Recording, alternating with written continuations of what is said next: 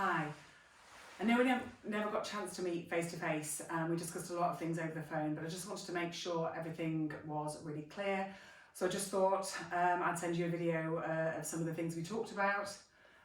So first one we talked about was strengthening exercises, particularly for what we call the intrinsic and some of the extrinsic muscles within the foot. So that's particularly your toe flexors. So the one we talked about was trying to pick up a pen with your feet. A pen or a bit of material is absolutely fine, and you're aiming to try and scrunch your toes up and pull that bit of fabric up towards you, or be able to lift it up. So that's one you can do, obviously sat down in front of the telly in the evening, but that's really working on the intrinsic strength on the sole of this foot. In addition, a good one for the big toe flexor, and there is a link between plantar fascia problems and weakness in your flexor hallucis longus, which is the muscle that's responsible for bending that big toe forward. I didn't check on the phone, but from my conversation with you and about how sort of fit you are, I'm guessing you've got some kind of resistance band at home. So what you can do with that, very simply, is you're going to loop it around your big toe. Put it on a little bit of strength, on a little bit of resistance, and then what I want you doing is curling that big toe down like that. Okay, so again, really working into resistance. That flexor hallucis longus runs along here, and it tends to be with plantar fascia problems that it's the medial band of the fascia that causes more of the problems. So as you remember, as we said on the phone, and I'm sure for when you've looked, your fascia's fan-shaped, and it starts from there, your calcaneum, where that bony spur will be, and it's shaped like that and inserts into your metatarsal heads, which are here, okay? And it tends to be this medial band that is more problematic. Flexor hallucis longus sort of runs in a very similar path, so we work to strengthen that. Something we didn't, again, discuss about on the phone, and is definitely something I would have looked at you objectively if I'd had the opportunity to see you, is looking at your strength further up the chain. And sometimes you see with plantar fascia problems that actually there's a little bit of weakness further up what we call the posterior chain. So that's your calf, your hamstring and your glutes. So standardly, I look at patients' ability to be able to raise the leg like that, and that's particularly looking at glute medius. Now, glute medius is important. It's this one here for controlling our lateral movement when we walk and when we run.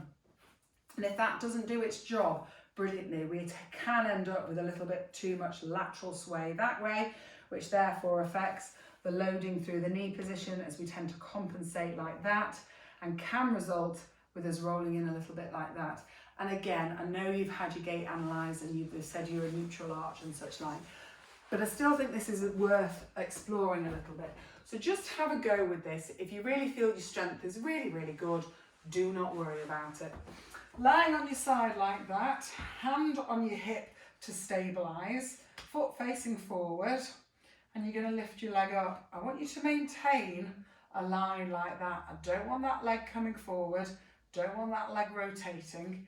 It only comes up to about there. Anything further than that requires you to rotate and come into hip flexion, which is not what I want, okay? So hand stabilising there, heel stays back, you come up, you hold for a few seconds, slow, controlled, release.